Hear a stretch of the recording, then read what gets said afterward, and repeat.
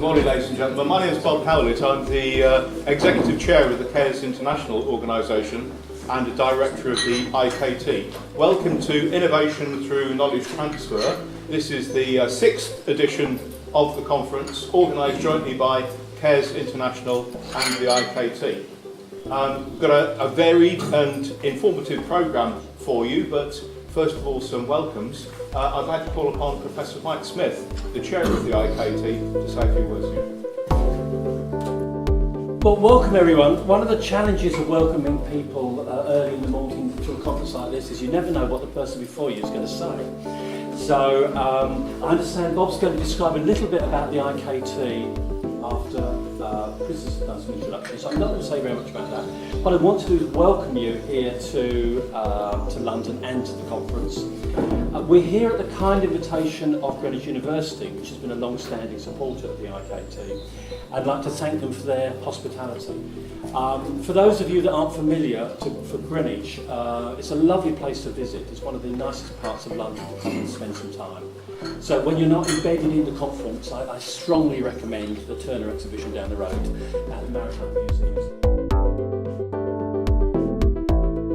Anyway, in brief, what I do is try and produce a very large database of all the small British technology, mid-tech, low-tech, higher growth, expansive, high potential companies we can possibly find across 52 sectors in the UK. The total we're now is about 49,000. We're running out of space, we're certainly running out of patience, but there are many, many more companies pouring out. We now have about 5,000 Google alerts in place.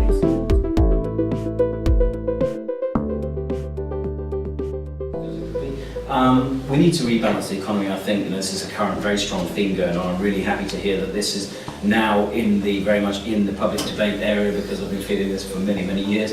Million Plus have just produced a report about it as well, but I think Vince Cable said something about London being a vampire squid or something, but it's probably a bit dubious to say that here in Greenwich. That's slightly out of London, so I might get away with it. But there is this case where the investment, I think there you can see one for every job in the North and Midlands, 10 are created in London and the South East, enormous differentials in property prices, etc.